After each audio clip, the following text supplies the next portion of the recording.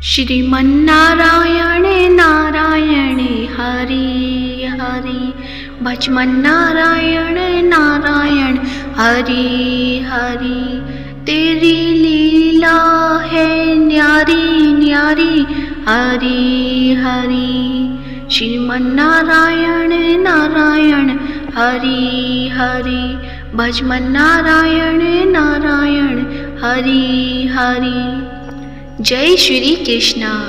नमस्कार प्रिय भक्तजनों, मैं नूपुर आप सभी का मायरा बॉयज चैनल में हार्दिक स्वागत करती हूँ। आप सभी को भाद्रपद मास के कृष्ण पक्ष की अजा एकादशी की हार्दिक शुभकामनाएं। आप सभी का व्रत शुभ और फलदायक हो। प्रिय भक्तजनों, आज के इस वीडियो में आप सुनेंगे अजा एकादशी की संपूर्ण व्रत कथा, जिसमें आपको तुलसी माता की कथा भी सुनने को मिलेगी। तो इस कथा को पूरे ध्यान पूर्वक और श्रद्धा भाव भक्ति भाव के साथ पूरा अवश्य सुने और साथ ही कमेंट बॉक्स में एकादशी माता की जय हो, विष्णु भगवान की जय हो अवश्य लिखें।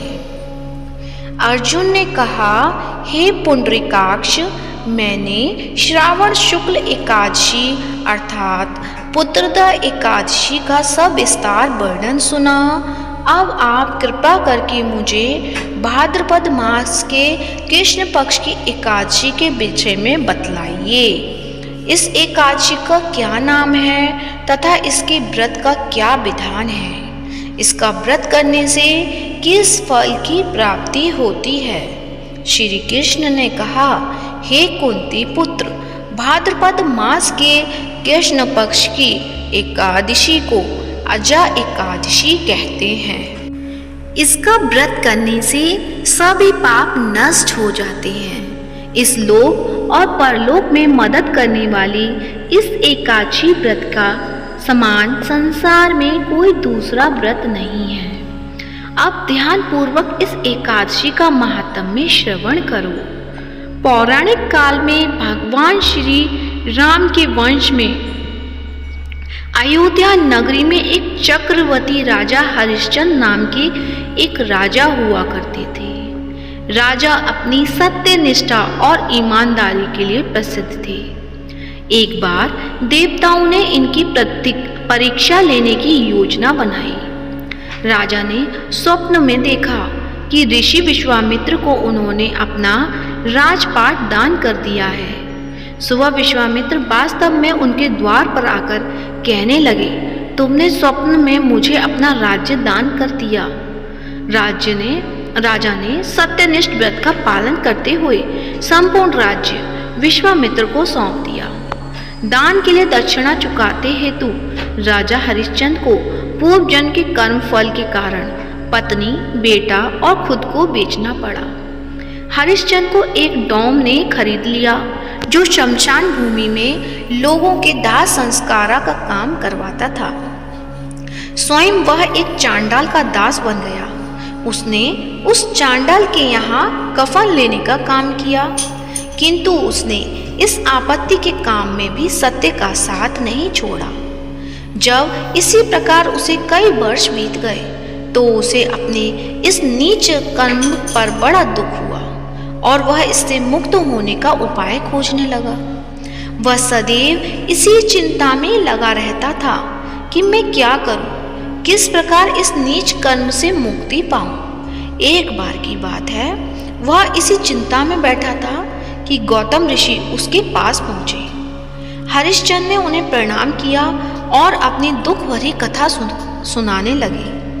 राजा हरिश्चंद्र की दुख भरी कहानी सुनकर महर्षि गौतम भी अत्यंत दुखी हुए और उन्होंने राजा से कहा, हे राजन, भादो मास के कृष्ण पक्ष की एकादशी का नाम अजा है। तुम उस एकादशी का विधान पूर्वक व्रत करो तथा रात्रि को जागरण करो। इससे तुम्हारे सभी पाप नष्ट हो जाएंगे। महर्षि गौतम इतना कहकर आलोप हो गए। अजा नाम की एकादशी आने पर राजा हरिश्चंद्र ने महर्षि के कहे अनुसार विधान पूर्वक उपवास तथा रात्रि जागरण किया। इस व्रत के प्रभाव से राजा के सभी पाप नष्ट हो गए। इस समय स्वर्ग में नगाड़े बजने लगे तथा पुष्पों की वर्षा होने लगी। उन्होंने अपने सामने ब्रह्मा, विष्णु, महेश तथा देवेंद्र आदि देवताओं को खड़ा पाया। उन्होंने अपने मृतक पुत्र को जीवित तथा अपनी पत्नी को राजसी वस्त्र तथा आभूषणों से परिपूर्ण देखा। व्रत के प्रभाव से राजा को पुनः अपने राज्य की प्राप्ति हुई। वास्तव में एक ऋषि ने राजा की परीक्षा लेने के लिए यह सब कौतुक किया था, परंतु अजय एकादशी के व्रत के प्रभाव से ऋषि द्वारा रची गई सारी माया समाप्त हो गई और अंत समय में हरिश्चंद्र अपने परिवार सहित स्वर्गलोक को गया। हे राजन, यह सब अजय एकादशी के व्रत का प्रभाव था।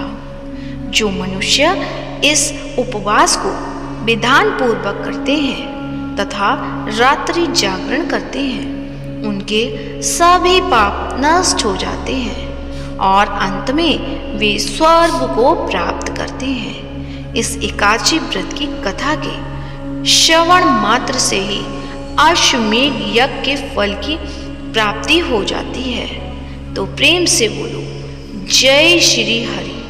लक्ष्मीपति नारायण भगवान के अनंत स्वरूपों की जय हो। अब आप सुनेंगे ग्यारस माता की व्रत कथा। तो प्रेम से बोलिए तुलसी माता की जय हो, ग्यारस माता की जय हो, काशी माता की जय हो। एक बार एक राज्य में एक राजा रहा करता था। राजा बहुत ही बुद्धिमान और बलशाली था। राजा सदैव अपनी प्रजा का बहुत अच्छे से ध्यान रखता था। प्रजा भी अपने राजा को बहुत पसंद करती थी। राजा की 2 बेटियां थीं। राजा अपनी दोनों बेटियों से बहुत प्रेम करता था। राजा की छोटी बेटी देखने में बहुत सुंदर और आकर्षक थी और राजा की बड़ी बेटी छोटी बेटी के मुकाबले थोड़ा कम सुंदर थी। राजा की छोटी बेटी ग्यारस माता की पूजा किया करती थी और सभी लोग राजा की छोटी बेटी से बहुत प्रेम करते थे और बहुत प्रशंसा भी किया करते थे। राजा भी अपनी छोटी बेटी को बड़ी बेटी से अधिक प्रेम करता था, जिस कारण राजा की बड़ी बेटी को अपनी छोटी बहन से बहुत नफरत होने लगी थी। राजा की दोनों बेटियां जब बड़ी हो गईं, तब एक पड़ोस राज्य में रहने वाला राजकुमार राजा की बड़ी बेटी के लिए रिश्ता लेकर आया। लेकिन जैसे ही उस राजकुमार की नज़र राजा की छोटी बेटी पर पड़ी, तो वह राजकुमार राजा की छोटी बेटी पर आकर्षण हो गया और उससे पहले नज़र में प्रेम कर बैठा। उस राजकुमार ने राजा की बड़ी बेटी के साथ विवाह करने से मना कर दिया और उसने राजा से कहा कि मैं आपकी छोटी बेटी से विवाह करना चाहता हूँ। जिसके बाद राजा की बड़ी बेटी यह देखकर अपनी छोटी बहन से बहुत क्रोधित हो गई और राजा की बड़ी बेटी ने अपनी छोटी बहन को अपना सबसे बड़ा दुश्मन मान लिया। राजा की बड़ी बेटी ने अपनी छोटी बहन से बदला लेने का निर्णय किया, जिसके लिए उसने अपनी छोटी बहन को जान से मारने का निर्णय किया। राजा की बड़ी बेटी ने अपनी छोटी बहन को मारने के लिए सबसे पहले एक लड्डू में जहर मिलाकर अपनी छोटी बहन को दे दिया और उसको लड्डू खाने को कहा। लेकिन लड्डू खाने के बाद भी छोटी बहन को कुछ नहीं हुआ। बड़ी बहन यह देखकर बहुत आश्चर्यचकित हो गई, लेकिन बड़ी बहन ने हार नहीं मानी और उसने जब रात में छोटी बहन अपने कमरे में सो रही थी, तब एक मटके में सांप रखकर उसे मारने के लिए छोड़ दिया। लेकिन सांप भी छोटी बहन का कुछ नहीं कर पाया। जिसके बाद बड़ी बहन ने अपनी छोटी बहन से कहा कि चलो हम लोग कुएं से पानी भरकर लाते हैं। जिसके लिए वह अपनी छोटी बहन को पानी भरने के बहाने कुएं के पास ले गई और उसने अपनी छोटी बहन को कुएं में धक्का दे दिया। लेकिन छोटी बहन को तब भी कुछ नहीं हुआ, क्योंकि हर बार ग्यारस माता उसकी रक्षा कर रही थी और उधर बड़ी बहन अपने सारे प्रयासों के बाद असफल हो रही थी, जिससे वह बहुत क्रोधित होती जा रही थी। फिर उसने अपनी छोटी बहन के पास जाकर उससे खुद ही पूछ लिया कि मेरी छोटी बहन, तुमको पता है भगवान ने सबकी मृत्यु एक निश्चित समय पर लिखी हुई है और कैसे तुम्हारी मृत्यु होगी, क्या यह तुम जानती हो? तब छोटी बहन ने अपनी बहन को बताया कि हाँ, मैं जानती हूँ मेरी मृत्यु कैसे होगी। छोटी बहन से यह सुनकर बड़ी बहन मन ही मन बहुत प्रसन्न होने लगी और उसने अपनी छोटी बहन से कहा, तुम मुझे अपनी मृत्यु का राज बताओ। छोटी बहन ने अपनी बड़ी बहन से कहा कि मेरी मृत्यु तो एक तोते में है, जो तोते के गले में एक हार है, उससे मेरी मृत्यु होगी। जब तक कोई भी व्यक्ति तोते को मारकर वह हार अपने गले में पहनेगा तो मैं मूर्छित हो जाऊंगी, और जैसे ही उस हार को अपने गले से उतारेगा तो मैं वापस जीवित हो जाऊंगी। अपनी छोटी बहन की मृत्यु का राज जानकर बड़ी बहन बहुत ही खुश हुई और उसने अपनी छोटी बहन को मारने के लिए उसके पालतू तोते को ढूंढना शुरू कर दिया। और छोटी बहन को इस बात का आभास हो गया था कि कोई उसकी जान लेना चाहता है, जिसके लिए वह अपने पिताजी के पास गई और उसने अपने पिताजी से कहा कि पिताजी, मेरी मृत्यु के बाद आप मुझे जलाइएगा मत, बल्कि आप मुझे अपनी पुरानी वाली हवेली में एक पलंग पर लिटाकर छोड़ दीजिएगा। अपनी छोटी लड़की की यह बात सुनकर राजा बहुत ही आश्चर्यचकित हो गए। राजा ने अपनी छोटी बहन से बेटी से पूछा, बेटी, तुम यह क्या कह रही हो? तब राजा की छोटी बहन ने बताया, पिताजी, समय किसी के लिए नहीं रुका है, कब क्या हो जाए किसी को कुछ पता नहीं है। और फिर राजा ने अपनी छोटी बेटी से कहा कि तुम ऐसी बातें क्यों कर रही हो, 2-3 दिन में तो तुम्हारा विवाह है। लेकिन छोटी बेटी ने अपने पिताजी को ऐसा करने पर मजबूर कर दिया और उनसे वचन ले लिया। राजा ने भी अपनी छोटी बेटी की बात स्वीकार कर ली और 2-3 दिनों के बाद जब शादी का समय आया तब राजकुमार बारात लेकर राजा के घर आया और राजकुमार और राजा की छोटी बेटी का विवाह शुरू हो गया। जैसे ही राजा की छोटी बेटी राजकुमार के साथ फेरे लेना शुरू करती है तो उसकी बड़ी बहन अपनी छोटी बहन के कमरे में जाकर उसके तोते को पकड़ लेती है और उसको जान से मार देती है। तोते की गले में जो हार था उसको अपने गले में धारण कर लेती है। जैसे ही बड़ी बहन उस हार को अपने गले में धारण करती है तो उधर छोटी बहन 3.5 फेरे ले पाती है और वहीं पर बेहोश होकर गिर जाती है। जिसके बाद राजा ने बड़े बड़े दर्द हकीमों को बुलवाया और अपनी छोटी बेटी का इलाज करने के लिए कहा।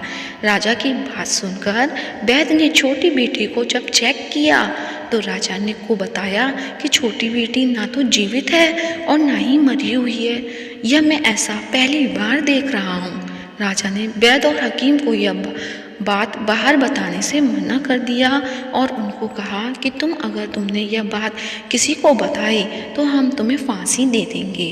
राजा ने अपनी छोटी बेटी को पुराने महल में ले जाकर पलंग पर लिटा दिया और वहाँ पर कुछ सैनिकों को तैनात कर दिया।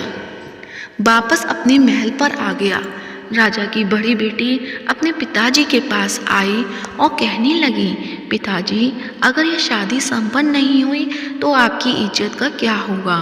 आप कहें तो मैं आपकी इज्जत बचाने के लिए राजकुमार से शादी करने के लिए तैयार हूँ। जिसके बाद राजा ने अपनी बड़ी बेटी की बात मान ली और राजा ने बड़ी बेटी को छोटी बेटी के कपड़े पहनाकर मंडप पर भेज दिया। लेकिन राजकुमार यह जान गया कि राजा की छोटी बेटी नहीं है, बल्कि ये राजा की बड़ी बेटी है। लेकिन जब राजकुमार ने शादी करने से मना किया तो सभी लोगों ने राजकुमार को विवश करके राजा की बड़ी बेटी से बचे हुए फेरों को संपन्न करा दिया और विवाह करवा दिया। जिसके बाद राजकुमार राजा की बड़ी बेटी को अपने महल ले गया। राजकुमार राजा की बड़ी बेटी से ना तो बात करता था, ना ही उसको पसंद करता था, ना ही उसके आसपास भटकता था। और राजकुमार ने यह फैसला कर लिया कि वह अपनी प्रेमिका को ढूंढ कर रहेगा और ये जानकर रहेगा कि उसके साथ क्या हुआ। एक दिन राजकुमार अपने घोड़े पर सवार होकर राजा के पुराने महल के पास पहुंच गया, जहां पर उसने कुछ सैनिकों को देखा। महल के पास जाकर पहुंचकर राजकुमार जब महल को ध्यान से देखा तो वह समझ गया कि यह तो हमारे ससुर जी का महल है। तब राजकुमार ने सैनिकों से पूछा कि तुम लोग यहाँ क्या कर रहे हो? इस महल के अंदर उस पलंग पर कौन लेटा है? जिसके बाद सैनिकों ने बताया कि यहाँ पर राजा की छोटी बेटी लेटी है। यह सुनकर राजकुमार बहुत प्रसन्न हो गया और वह तुरंत अपनी प्रेमिका के पास पहुँच गया और उसकी सेवा करने लगा। जैसे ही रात हुई तो राजा की छोटी बेटी उठकर खड़ी हो गई। राजकुमार यह देखकर बहुत खुश हो गया और उसने अपनी प्रेमिका से पूछा कि तुम यहाँ क्या कर रही हो? तुम मेरे साथ मेरे घर चलो।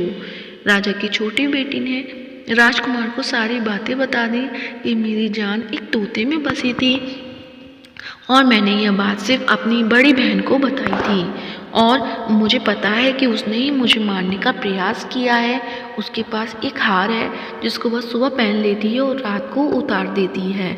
जब तक वह हार को पहनकर रहती है तब तक मैं मूर्छित रहती हूँ और जैसे ही वह हार को उतार देती है तो मैं जीवित हो जाती हूँ और जब तक मेरी बड़ी बहन के पास वह हार है तब तक मैं ऐसे ही जीवित और मूर्छित होती रहूँगी।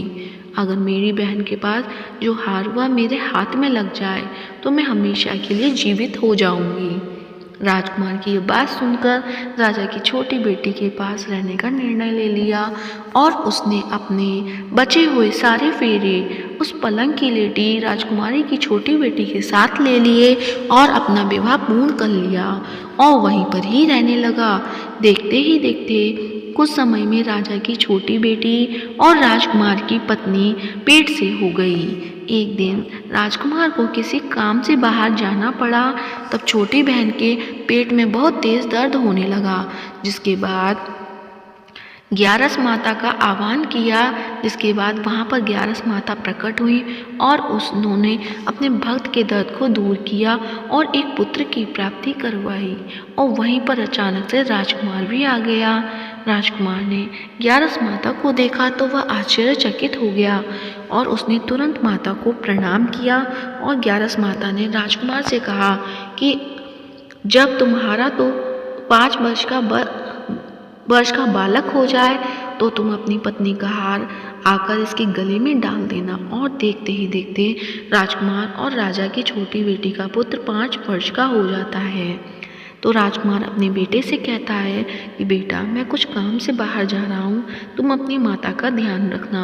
और वहाँ से चला जाता है। राजा को बाहर निकलता देख बड़ी बहन के सैनिक देख लेते हैं और बड़ी बहन को जाकर सारी बातें बता देते हैं। जिसके बाद बड़ी बहन अपनी छोटी बहन के पुत्र को वहाँ से उठवा लेती है और उसको मरवा देती है। छोटी बेटी के पुत्र के 2 टुकड़े करवा देती है। पहला टुकड़ा चक्की के पास छिपा देती है और दूसरा टुकड़ा अपनी पलंग के नीचे रख लेती है। अब ग्यारस माता भिखारी का रूप लेकर आती हैं। एक भिखारी का रूप रखकर बड़ी बहन के पास चली आती हैं। जिसके बाद वहाँ पर भिक्षा मांगने लगती हैं।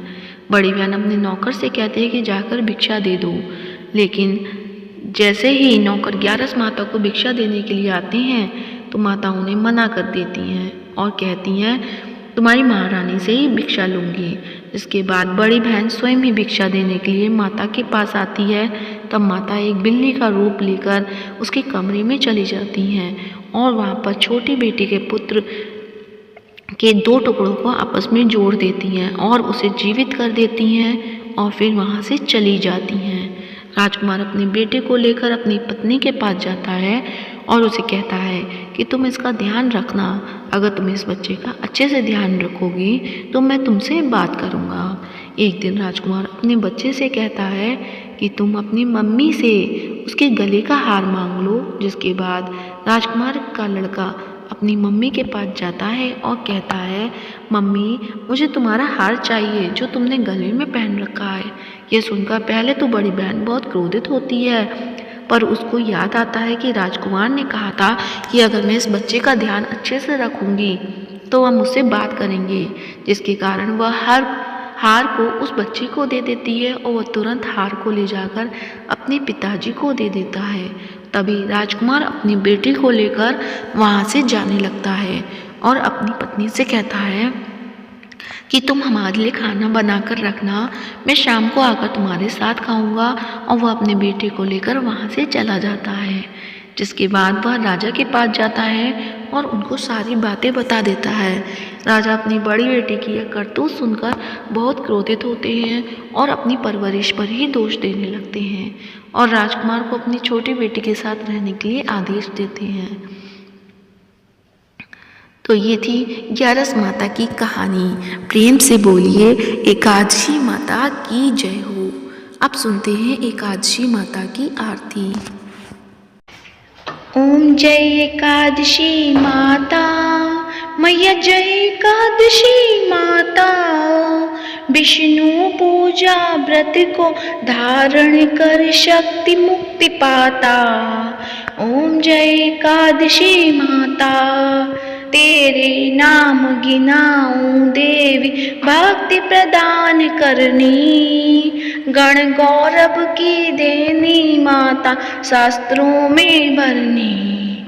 ओम जय एकादशी माता, मार्गशीर्ष के कृष्ण पक्ष की उत्पन्ना विश्वतारिणी जन्मी। शुक्ल पक्ष में हुई मोक्षदा मुक्ति दाता बन गई। ओम जय एकादशी माता, पौष के कृष्ण पक्ष की सफला नामक है। शुक्ल पक्ष में होए पुत्रदा आनंद अधिक रहे। ओम जय एकादशी माता, नाम षटतिला माघ मास में कृष्ण पक्ष आवे। शुक्ल पक्ष में जया कहावे, विजय सदा पावे। ओम जय एकादशी माता, विजया फागुन कृष्ण पक्ष में शुक्ला आमल की। पाप मोचनी कृष्ण पक्ष में चैत्र महाबल की। ओम जय एकादशी माता, चैत्र शुक्ल में नाम काम दा धन देने वाली। नाम बरूधनी कृष्ण पक्ष में बैसाख महाबाली। ओम जय एकादशी माता, शुक्ल पक्ष में होए मोहिनी अपरा ज्येष्ठ कृष्ण पक्षी। नाम निर्जला सब सुख करनी शुक्ल पक्ष रखी। ओम जय एकादशी माता, योगिनी नाम आषाढ़ में जानो कृष्ण पक्ष करनी। देवशयनी नाम कहायो शुक्ल पक्ष धरनी।